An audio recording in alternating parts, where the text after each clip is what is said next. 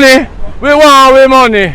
NWC worker, they want their money. The minister say, you know, remember we? At 25 years old, them who always so we money, we say we want we money. The process is about our reclassification and better raise of payment. You understand? We are less payment. We are back at the bottom of the table when it comes on to payment. You understand? We need better basic pay. We are not getting what we're supposed to get. Our benefit, that is our allowance, there is nothing. You understand? Our basic pay are nothing.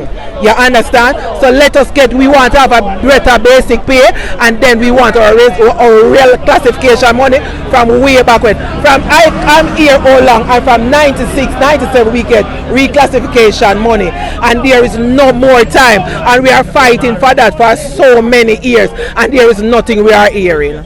You understand? So we want to know what is it. Each time when they go to the table, you hear that we are not government worker when we forget benefit. But once we are not forget benefit, we are government status. We need better. We need justice. What if you don't get the justice? Yeah? What if you don't get We're not gonna turn on the water. The company will not. We are staying right out here till justice has come. Justice. We need justice, Mr. Clark. We need justice.